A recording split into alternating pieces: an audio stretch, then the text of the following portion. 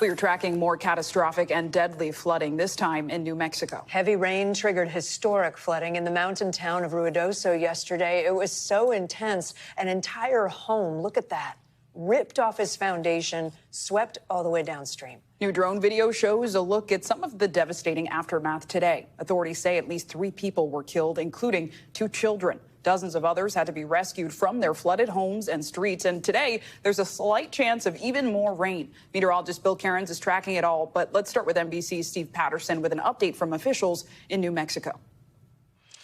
Yeah, look, this small corner of southern New Mexico is reeling, feeling like they got hit by a deluge of rain, which turned into a raging river of floodwater, cutting through neighborhoods, uprooting whole homes, sending cars into homes, and sparking about 65 swiftwater rescues. City officials just coming back with fresh information. First of all, obviously still 3 dead, 2 of them young children, a 7-year-old, a 4-year-old, a 40 to 50-year-old man, all confirmed dead. Still 1 missing. Crews continue to scour the area. Meanwhile, they are assessing the damage. We're looking at probably somewhere around 30 to 50 homes in preliminary assessments that have been either damaged or destroyed, and we have seen the devastation on the ground. A lot of residents still wondering what they're going to do next because there's so much mud uprooted. It's everywhere. There was a river of this floodwater flowing through residential neighborhoods.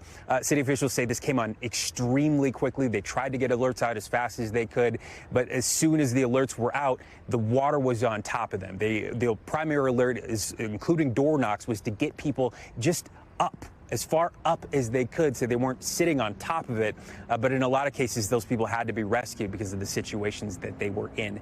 Moving forward, the governor is going to be on the ground pretty soon, assessing, again, some of the damage, meeting with city officials, talking about why this keeps happening. This is not the first time a flood of this magnitude has struck this very place. In fact, it was just a year ago following a series of devastating fires.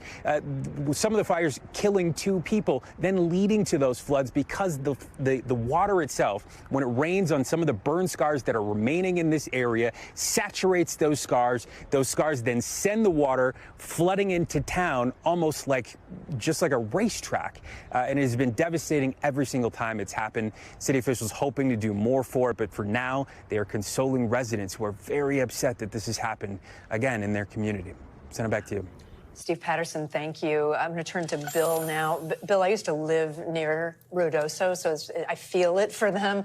I understand there could be potential flooding again in New Mexico, other parts of the country as well. What are you watching? Yeah, isolated thunderstorms in the mountainous areas on top of a burn scar. I mean, that's your recipe for disaster. We had one spot near there, a rain gauge that reported 8 inches of rain in 80 minutes, and that's how we got a 19-foot water rise on that river. And it wasn't just water, as you saw. It was mud, it was debris, it was rocks. We do have a flood watch in effect for the same region once again today. It's only a 30% chance of thunderstorms. Hopefully today they'll miss. Yesterday, obviously, they hit, but at least there's still a chance, so residents need to make sure that you're in a watch. The ingredients are at least possible for additional flash flooding. We also could see some strong storms today in the recovery zone in Texas. Kerrville along the Guadalupe River is one area. We're going to have isolated storms. The water's coming down, which is helping the rescuers get out there and search. But we don't need additional rainfall in the river to come back up. Even just a little bit wouldn't help. We also have a chance for some significant flash flooding in areas of the east today. Already numerous. 1, 2, 3, 4. I have 5 flash flood warnings